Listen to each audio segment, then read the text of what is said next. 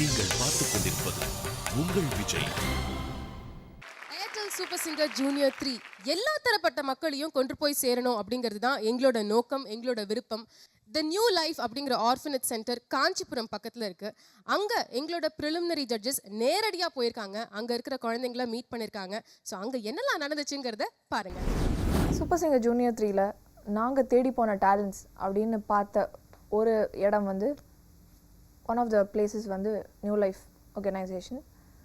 அங்கே போனது வந்து ஒரு பெரிய எக்ஸ்பீரியன்ஸ் அப்படின்னு சொல்லலாம். லைஃப் டைமில் நான் மறக்கவே முடியாது. New life. இங்கு பிள்ளைகளால் கைவிடப்பட்ட பெற்றோர்களும் இருக்கிறார்கள், பெற்றோர்களால் கை கழுவி விடப்பட்ட குழந்தைகளும் இருக்கிறார்கள்.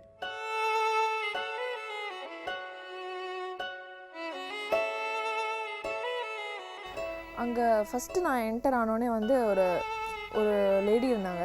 அவங்க வந்து இப்படி என்னோடய தோலை பிடிச்சிக்கிட்டாங்க. எனக்கு யார் என்ன இது பண்ணுறாங்க அப்படின்னோடனே she was trying to speak. ஏதோ என்கிட்ட சொல்லணும்னு பார்க்குறான், அது என்னன்னு எனக்கு தெரியல.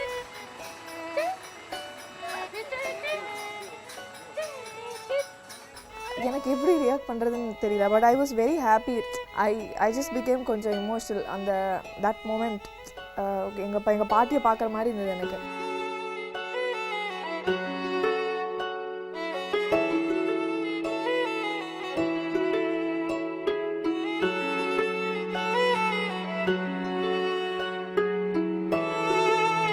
வந்து ஐ வாஸ் என்ன பண்ணுறது, எனக்கு இங்கே என்ன பண்ணணும், யார்கிட்ட பேசணும், எப்படி போகணும், ஒன்றுமே தெரியாது.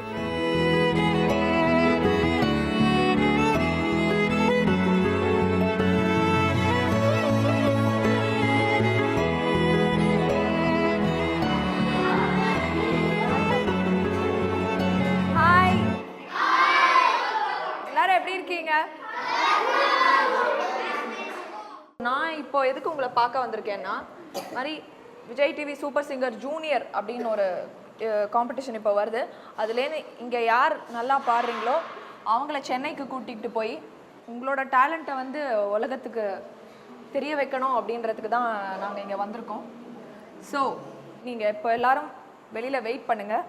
இங்கே நாங்கள் எல்லாம் செட் பண்ணிவிட்டு உங்களை எல்லாரையும் ஆடிஷனுக்கு கூப்பிட்றோம். ஒருத்தராக வந்து பாடுங்க. ஓகே? ராகினியின் இந்த அன்பு கட்டளைக்கு இணங்கி குழந்தைகள் அந்த அறையை விட்டு வெளியேறி தங்கள் வாய்ப்பு வரும் வரை காத்திருந்தனர். எனக்கு என்ன சொன்னாங்கன்னா, இங்கே வந்து there are normal people and there are people who are not with their parents அப்படின்னு சொன்னாங்க. நார்மல் சில்ட்ரனும் இருக்காங்க அப்படின்னு எனக்கு சொன்னாங்க. But I don't know the difference. I was asking, நீ எப்படி வந்தீங்க, நீங்கள் எப்படி ஜாயின் பண்ணீங்க அப்படின்னு.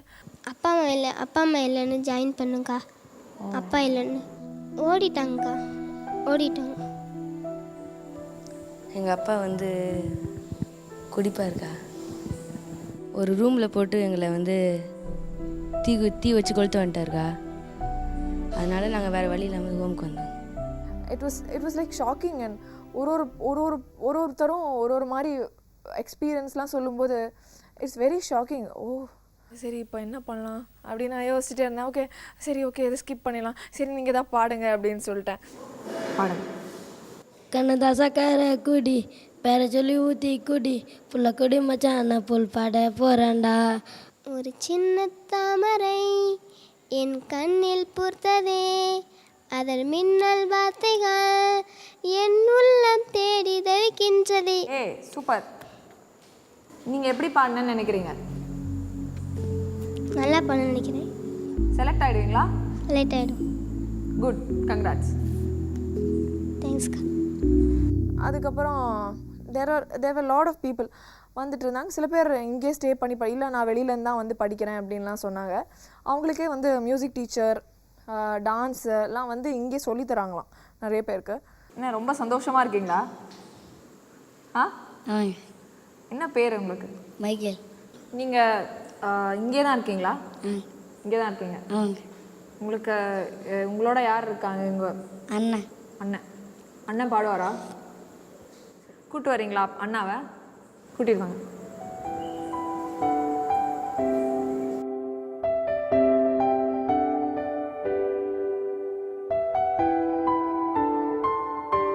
தன்னுடைய தந்தையின் மரணமும் தாயின் பிரிவும் கூட அறியாத சிறுவன் மைக்கேல். ஒரு நாள் வந்து ஃபங்க்ஷன் போயிருந்தாரு. ஃபஸ்ட்டு ஆட்டோவில் வந்துருந்த ஆட்டோவில் வரும்போது லாரி அடிச்சு இறந்துட்டார். அன்றைக்கி நைட்டு நான் பாத்ரூம் போகலான்னு வெளில வந்தேண்ணா. வெளில வந்து பார்க்கும்போது ஆம்புலன்ஸ் வந்துச்சுண்ணா. ஆம்புலன்ஸ் எதுக்கு வந்து கேட்டேண்ணா. அவங்க சொன்னாங்க இதுமாரி புஷ்பராஜ் யார் கேட்டாங்க. எங்கள் அப்பா என்ன அவங்க வந்து இவர் இறந்துட்டாரு சொல்லிட்டு போயிட்டாங்கண்ணா எங்கள் அம்மாக்கள்.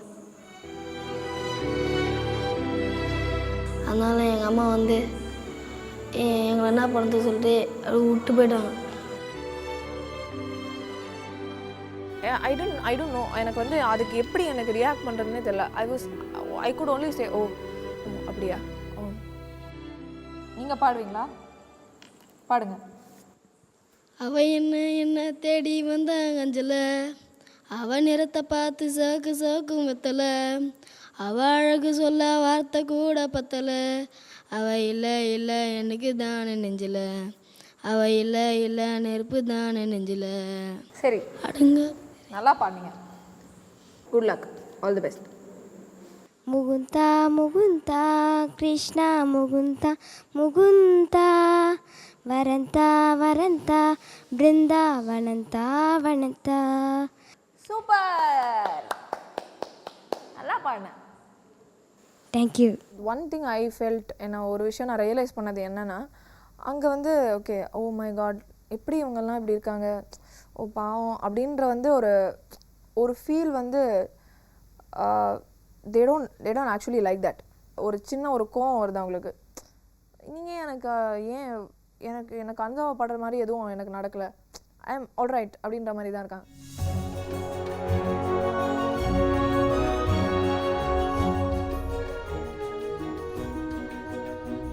ரொம்ப க்யூட்டாக இருக்க நீ பார்க்க. பாடணும்னு ஆசை இருக்கா? இல்லையா? சுத்தமாக இல்லையா? பின்ன ஏன் வந்தீங்க?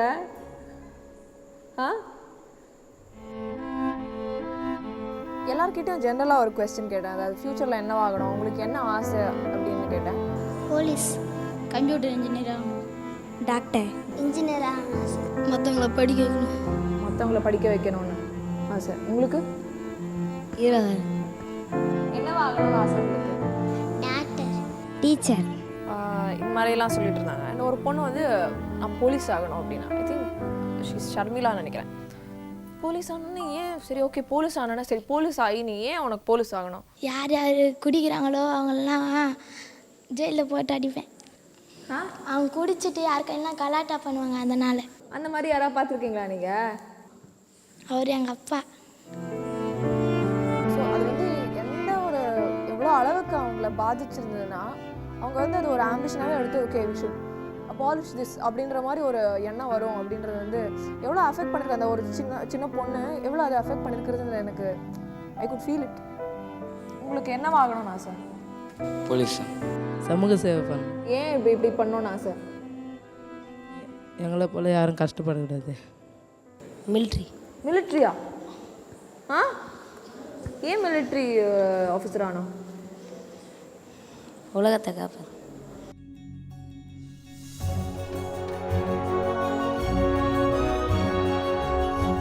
ராகினியிடம் மிக சகஜமாக பழக ஆரம்பித்து விட்டனர் குழந்தைகள். ஒரு கட்டத்தில் ராகினியை விடுவதாய் தெரியவில்லை. தங்கள் அன்பை பொழிந்து ராகினியை திக்குமுக்காட செய்தனர். ஸோ ரிசல்ட் அனௌன்ஸ் பண்ணலாமா? விஜய் சாந்தி. எஸ் விஜய் சாந்தி. பிரகாஷ். விஜய பார்வதி. அகத்திகா.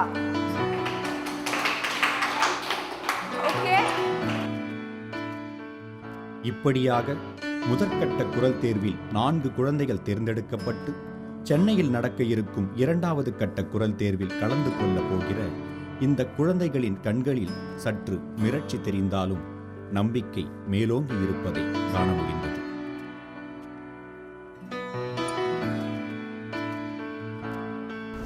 அங்கேருந்து செலக்ட் ஆன 4 பேர் இப்ப மேடையில் வர போறாங்க. So let's welcome Vijay Shanthi, Vijaya Parvathi, Prakash, ஆக்ருதிகா.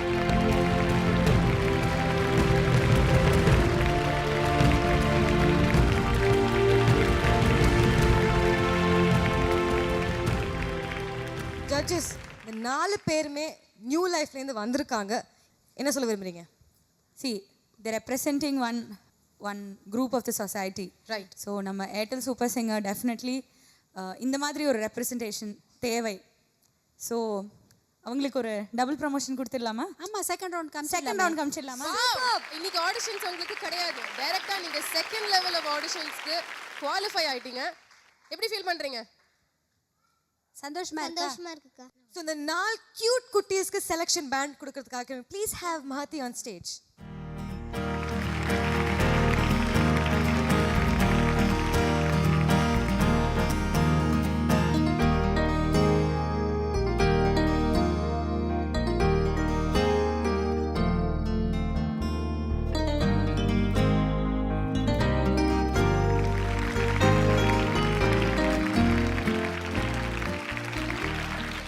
உங்களுக்கு கிடைச்சிருக்கிற ஒரு அதிர்ஷ்டமான ஒரு வாய்ப்பு இது. இதை தவற விட்டுறாதீங்க. All the very best. Thank you. All the best. Take a seat.